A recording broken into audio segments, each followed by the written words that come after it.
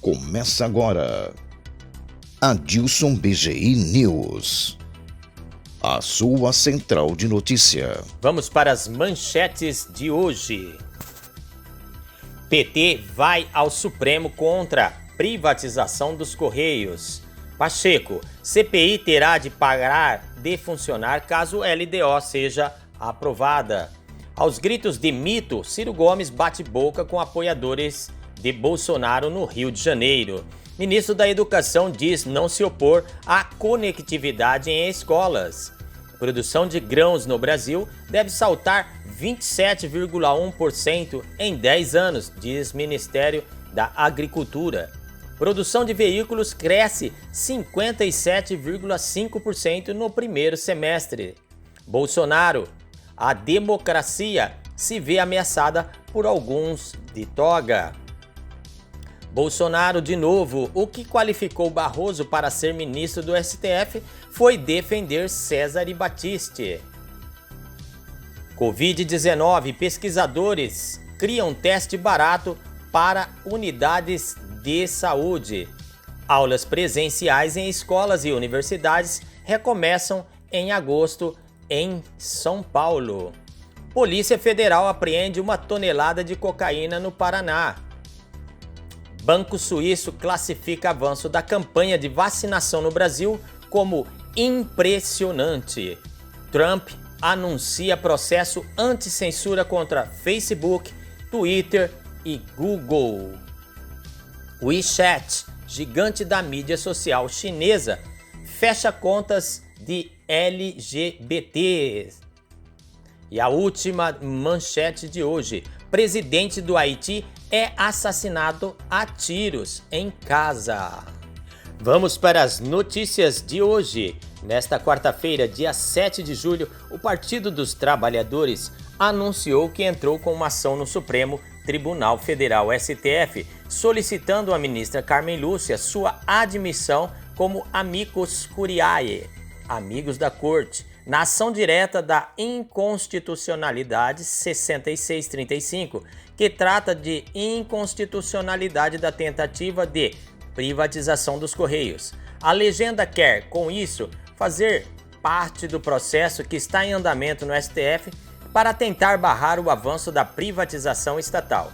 Demonstram que a Constituição da República, na oportunidade em que regulamentou as competências da União, previu quais os serviços que poderiam ser explorados diretamente ou mediante autorização, concessão ou permissão, oportunidade em que se incluíram os serviços de telecomunicações, radiodifusão, instalações de energia elétrica, navegação aérea, transportes ferroviários, aquaviários e rodoviários, dentre outros, diz trecho da petição.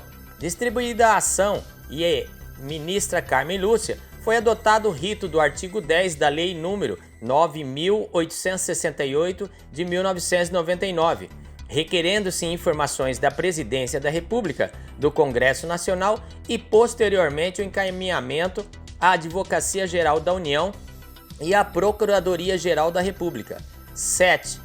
Prestadas as informações, o parecer da Procuradoria-Geral da República foi pela procedência parcial do pedido, para que se declare a inconstitucionalidade parcial, sem redução do texto, do inciso 1 do artigo 2º da Lei de 9.491 de 1997, a fim de retirar da força normativa do dispositivo legal a autorização de desestatização da Empresa Brasileira de Correios e Telégrafo, apenas na parte em que ela executa os serviços postais e o Correio Aéreo Nacional, afirma outro trecho da ação. O presidente da Câmara, Arthur Lira, afirmou nesta terça-feira, dia 6, que deve colocar o projeto que autoriza a privatização dos Correios em discussão no plenário da Casa entre julho e agosto. No entanto, parecer emitido nesta terça-feira pelo Procurador-Geral da República, Augusto Aras, pode dar munição àqueles que são contrários à privatização dos Correios. O Procurador-Geral da República, Augusto Aras, se posicionou contra a privatização total da empresa brasileira de Correios e Telégrafos. Seguem as notícias. Nesta quarta-feira, dia 7, O presidente do Senado, Rodrigo Pacheco, do DEM de Minas Gerais, disse que a CPI da Covid terá de paralisar os trabalhos caso o Congresso Nacional aprove a LDO, Lei de Diretrizes Orçamentárias. Temos uma imposição da realização de 2 recessos parlamentares.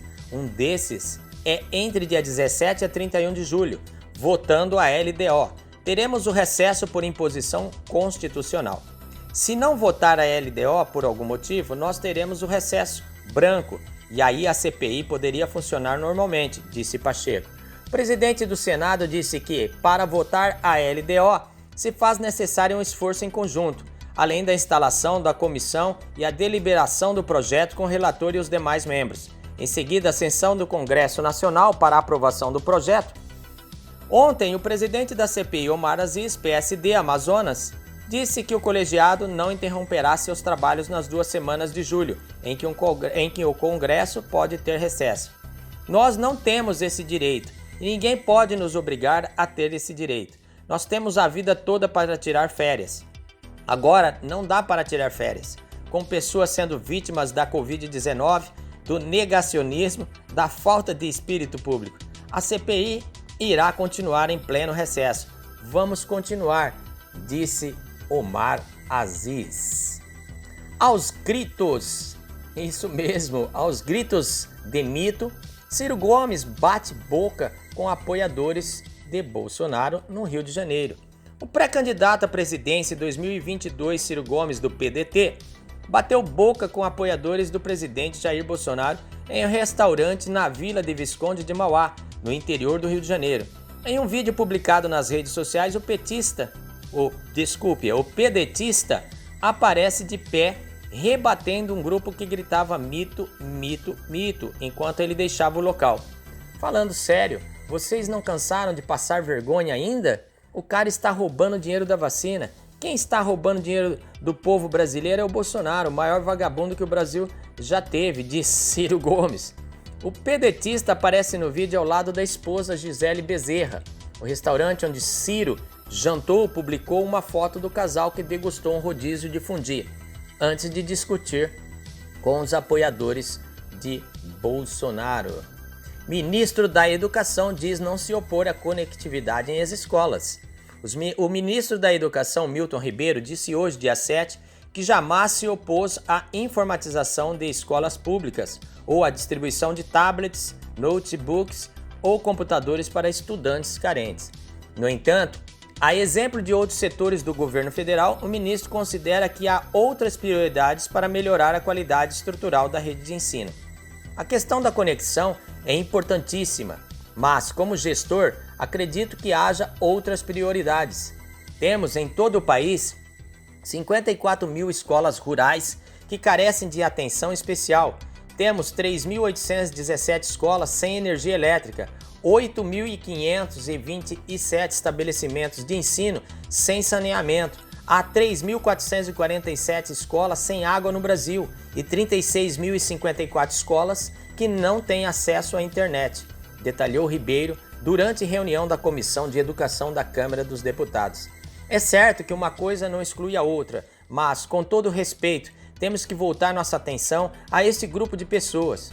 Que estes dados pesem nas nossas decisões, pois gerir, governar, exige saber escolher onde aplicar os recursos públicos, comentou o ministro ao justificar a iniciativa do governo federal, que por meio da Advocacia Geral da União, AGU, recorreu ao Supremo Tribunal Federal, STF, contra a Lei 14.172/de 2021, que prevê o repasse de 3,5 bilhões da União para ajudar os governos estaduais e do Distrito Federal a custearem o acesso à internet de alunos e professores da educação básica pública. O MEC nunca foi contra a conectividade nas escolas ou contra a distribuição de equipamentos informáticos. Que isso fique claro. Assim que a lei entrou em vigor, o Ministério empreendeu esforços para estabelecer os procedimentos necessários. No entanto, as equipes técnicas do governo federal entenderam que, na aprovação da Lei 14.172, não foram cumpridos mandamentos legais orçamentários e a própria Constituição, comentou Ribeiro, acrescentando que a ação direta de inconstitucionalidade ADI 6926 questiona, entre outros pontos, a não observância do limite impostos pelo chamado teto dos gastos, que em 2016 estabeleceu limites para o crescimento das despesas do governo.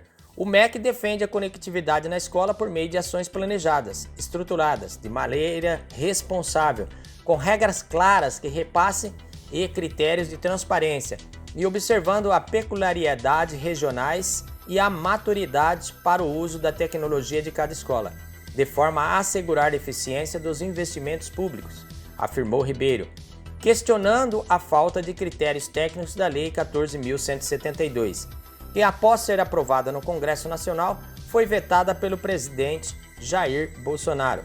Posteriormente, o veto foi derrubado pelos parlamentares. De que adianta dar um tablet para um menino que não tem energia elétrica ou para um professor que não tem nenhuma capacitação para operá-lo? Temos que ter esta estruturação e é isso que o MEC está querendo fazer, garantiu o ministro, destacando que o país vive em um contexto de economia de guerra, que torna ainda mais necessário elencar prioridades no momento de definir onde aplicar os recursos públicos. De acordo com Ribeiro, o Ministério investirá ao menos 320 milhões em ações de conectividade estabelecidas por meio de outra lei federal, a 14.180 de 2021, que instituiu a Política de Inovação e Educação Conectada. Não adianta eu distribuir recursos de maneira direta, ratear equipamentos. Temos que conhecer qual a real necessidade de cada escola. Tem estabelecimento que precisa apenas aumentar a velocidade de acesso à internet. Outros precisam de um computador. Não adianta despejar recursos indistintamente para as escolas. Isso já foi feito no passado e está provado que não dá certo. Vamos detectar as necessidades e o grau de maturidade de cada rede para então poder dispensar o pouco de recursos que dispomos, complementou o ministro. Perguntado sobre o que a pasta, afetada por cortes orçamentários, vem fazendo para incrementar suas ações e tentar preparar ou melhorar o ensino híbrido, no qual parte das atividades pedagógicas acontece presencialmente, parte à distância, Ribeiro disse buscar ajuda da iniciativa privada para oferecer a estabelecimentos de ensinos federais, estaduais e municipais acesso gratuito às plataformas de ensino. Eu não tenho que ter medo do capital privado, tenho que tentar conseguir que o capital privado ajude as escolas públicas. E isso eu não tenho vergonha de pedir e tenho feito. Além disso, o MEC oferece cursos de capacitação para os professores utilizarem as novas tecnologias no ensino. Basta acessar o site do Ministério, complementou o ministro, voltando a defender a retomada das atividades escolares presenciais, com a observância das recomendações sanitárias, com o uso de máscara, a higienização de mãos e objetos e distanciamento social. Precisamos reabrir as escolas, com todo o respeito que tenho aos profissionais da educação. Creio que está na hora de retomarmos as escolas. Seguem as notícias. Produção de grãos no Brasil deve saltar 27,1% em 10 anos, diz o Ministério da Agricultura. Projeções do Ministério da Agricultura indicam que a produção de grãos no Brasil deve saltar 27,1% nos próximos anos, chegando a 333,1 milhões de toneladas. O documento foi obtido pelo site Valor Econômico e deve ser divulgado pelo governo federal ainda nesta quarta-feira, dia 7. Se o cenário se confirmar, na safra de 2024-2025, o país vai ultrapassar a colheita de 300 milhões de toneladas de grãos, 3 temporadas antes do previsto. Na produção das carnes de frango, bovina e suína, está previsto um crescimento de 24% até 2030 e 2031. No último ano, a agropecuária registrou bons resultados no país. Mesmo em meio à pandemia, as colheitas e os preços bateram novos recordes. Em junho deste ano, foram colhidas 262,1 milhões de toneladas, de acordo com os dados da Conab, Companhia Nacional de Abastecimento. A projeção prevê que o valor bruto da produção VBP deve ultrapassar a marca de 1 trilhão e de crescimento de 3,5% do PIB do agronegócio.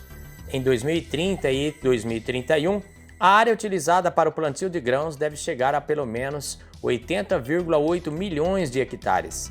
Hoje ocupa 68,7 milhões de hectares. Ao somar as lavouras de outros produtos, o Brasil terá 92,3 milhões de hectares plantados em 10 anos. Isto representa 10,8% de todo o território nacional. As culturas que mais devem se expandir são a de soja, com 10,3 milhões de hectares, a de oleaginosas, com 48,8 milhões de hectares. Para comparação, na safra 2020-2021, o plantio de soja ocupou 38,5 milhões de hectares, para a produção de 138,5 milhões de toneladas.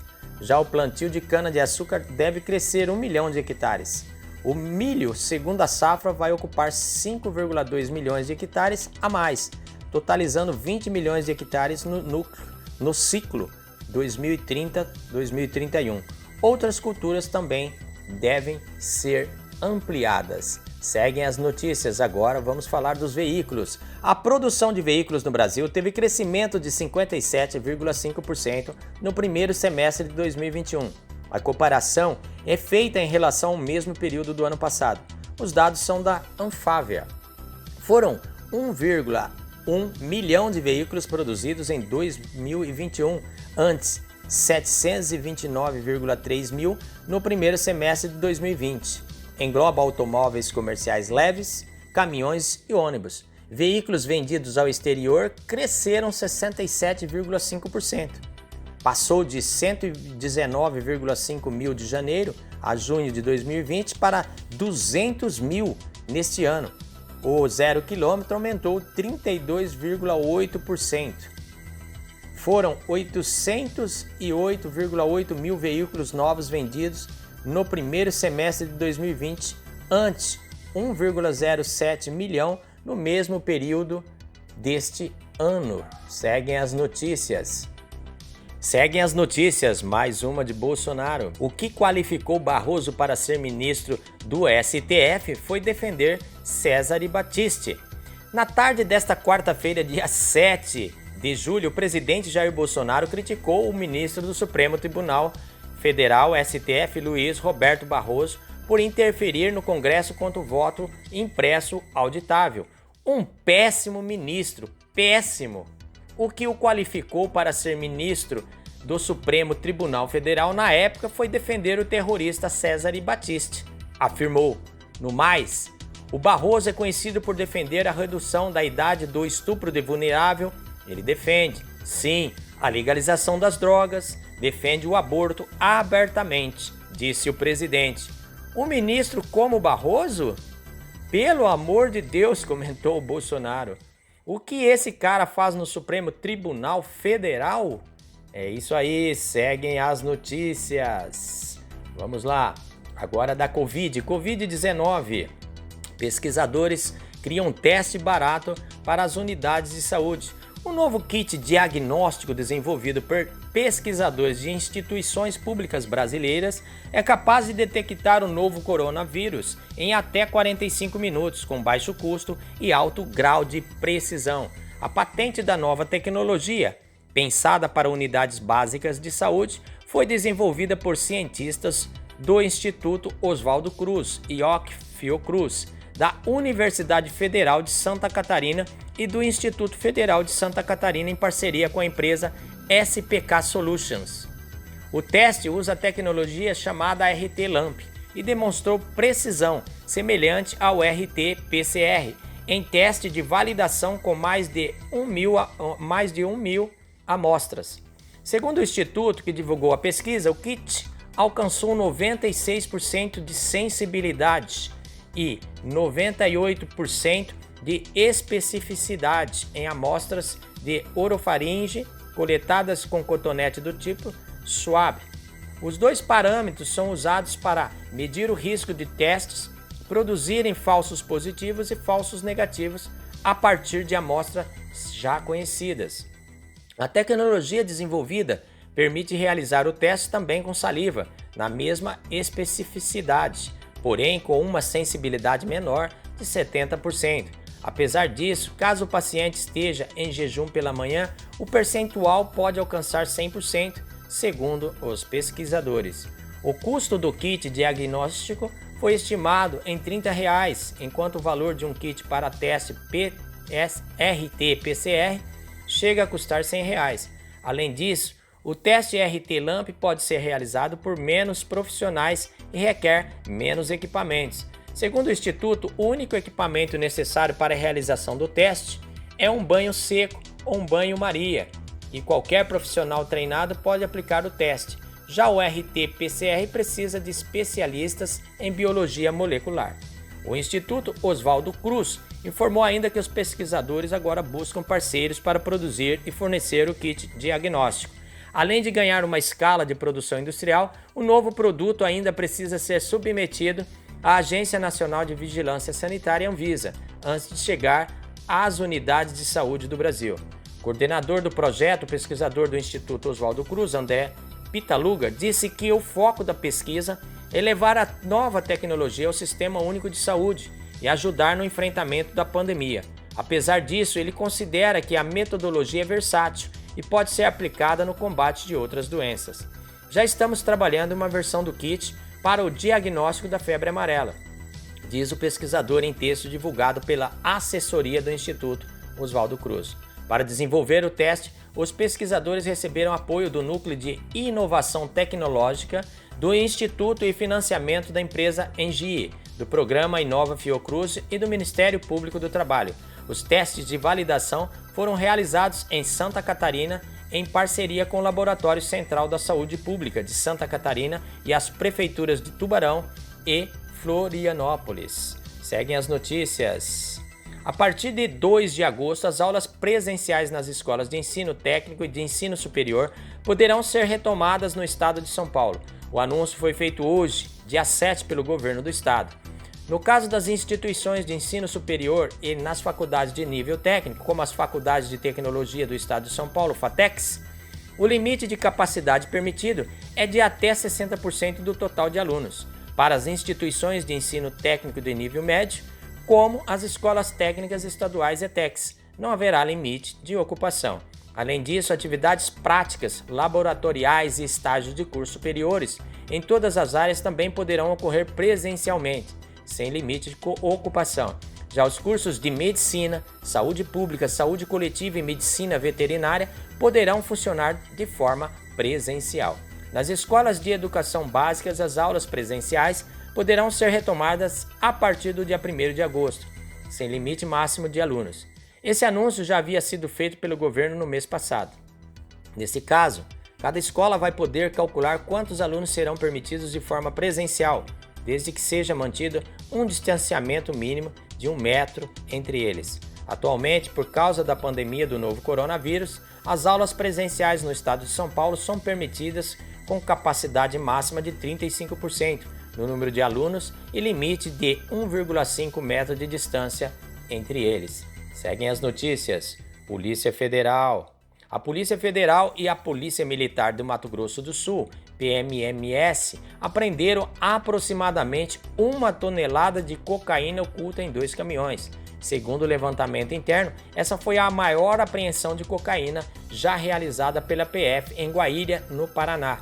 Na tarde desta terça-feira, dia 6, policiais federais, com auxílio de policiais militares do Mato Grosso do Sul, interceptaram 2 carretas que transportavam aproximadamente 1 tonelada de cocaína de alta qualidade. A abordagem foi realizada na Ponte Ayrton Senna, logo que os caminhões adentraram no território paranaense vindos do estado vizinho. A droga estava escondida na lataria dos bitrens, que transportavam carga de soja. Para encontrar o entorpecente, a PF contou com auxílio de cão farejador. Ao todo, 3 homens foram presos, sendo os motoristas das carretas e um ajudante. Os investigados responderão pelos crimes de tráfico internacional de drogas e associação para o tráfico. Seguem as notícias. Agora as notícias internacionais. Banco Suíço classifica avanço da campanha de vacinação no Brasil como impressionante, isto mesmo. Em relatório divulgado aos clientes nesta terça-feira, dia 6, o banco suíço UBS classificou o avanço da campanha de vacinação no Brasil como impressionante e estimou que em setembro o país deverá voltar à normalidade econômica. No documento intitulado Brasil, vacinas abrem caminho para o retorno à vida normal até o final de agosto. O banco destacou as mais de 101 milhões de doses aplicadas no Brasil até junho. Muitos meses atrás, atingir um número tão alto seria considerado muito otimista. No entanto, os resultados têm sido impressionantes até agora. Esperamos 38 milhões de doses aplicadas em julho e 46,5 milhões em agosto, diz o relatório. Com a continuidade do ritmo atual da campanha de vacinação, o UBS projeta que a imunidade de rebanho efetiva, 85% dos indivíduos com mais de 30 anos recebendo a primeira dose, pode ser alcançada no final de agosto. Assim, podemos ter um comportamento econômico normal até setembro, diz o UBS. A adesão à vacina tem sido muito alta no Brasil até agora.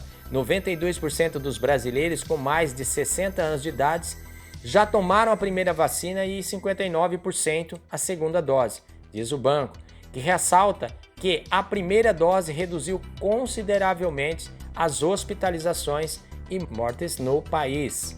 Segue as internacionais. Trump anuncia processo anti-censura contra Facebook, Twitter e Google. Nesta quarta-feira, dia 7, o ex-presidente dos Estados Unidos, Donald Trump, anunciou que está entrando com uma ação coletiva contra o Facebook, Twitter e Google, intensificando sua batalha pela liberdade de expressão. Segundo ele, as Big Techs censuraram injustamente. Hoje, em conjunto com a America First Policy Institute, estou entrando como principal representante da classe uma grande ação coletiva contra as grandes gigantes tecnológicas, incluindo Facebook, Google e Twitter, bem como seus CEOs Mark Zuckerberg, Sundar Pichai e Jack Dorsey. 3 caras realmente legais, disse Trump aos repórteres em seu clube de golfe em Bedminster, New Jersey. As principais empresas de tecnologia do país se tornaram as executoras da censura ilegal e inconstitucional, acrescentou o republicano, que foi proibido de postar no Facebook e Twitter após a invasão do Capitólio. Seguem as notícias internacionais. O WeChat, gigante da mídia social chinesa, fecha contas LGBT. AP, o serviço de mídia social mais popular da China, excluiu contas sobre tópicos LGBT administrado por estudantes universitários e grupos não governamentais, alertando para a preocupação de que o Partido Comunista no governo esteja aumentando o controle sobre o conteúdo gay e lésbico.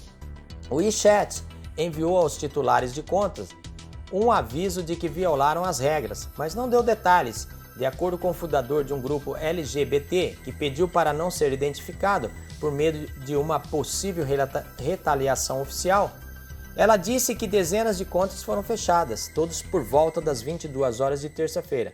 Não ficou claro se a medida foi ordenada pelas autoridades chinesas, mas ocorre em um momento em que o partido no poder aperta os controles políticos e tenta silenciar grupos que podem criticar seu governo. A operadora do WeChat, Tencent Hold Limited, confirmou que recebeu um e-mail solicitando comentários, mas não respondeu imediatamente. O Partido Comunista descriminalizou a homossexualidade em 1997, mas gays, lésbicas, bissexuais, transexuais e outras minorias sexuais ainda enfrentam discriminação. Embora haja mais discussão pública sobre estas questões, algumas atividades LGBT foram bloqueadas pelas autoridades. A atitude oficial é cada vez mais rígida, diz o fundador do grupo LGBT. Vamos para a última internacional de hoje. Presidente do Haiti assassinado a tiros em casa. Presidente do Haiti, Jovenel Moïse, foi assassinado a tiros por agressores não identificados em sua residência durante a noite, em um ato desumano e bárbaro, disse o primeiro-ministro interino do país, Claude Joseph, nesta quarta-feira, dia 7. A esposa de Moïse foi ferida e estava recebendo atendimento médico, diz Joseph em comunicado. Quer dizer, está recebendo. O ataque ocorre em meio ao crescimento da violência política na empobrecida nação caribenha. Como o Haiti dividido politicamente e enfrentando crescente crise humanitária e desabastecimento de alimentos, há temores da disseminação da desordem. Todas as medidas estão sendo tomadas para garantir a continuidade do Estado e proteger a nação, disse Joseph. Disparos de armas de fogo podiam ser ouvidos em toda a capital do país. Porto Príncipe vem sofrendo com o aumento de violência entre gangues e entre esses grupos e a polícia pelo controle das ruas. A violência foi alimentada pelo aumento da pobreza e da instabilidade política. Moise enfrentou protestos ferozes desde que assumiu a presidência em 2017, com a oposição acusando-o, neste ano, de tentar impor uma ditadura ao ampliar seu mandato e se tornar mais autoritário. Acusações que ele negava. É isso aí. Ficamos por aqui hoje com a Adilson BGI News. Vocês que ainda não se inscreveram, por favor se inscrevam. Ative o sininho para receber as nossas notificações. Deixe seu like e compartilhe para valer. Não se esqueça de contribuir com o canal. Um grande abraço. Até amanhã.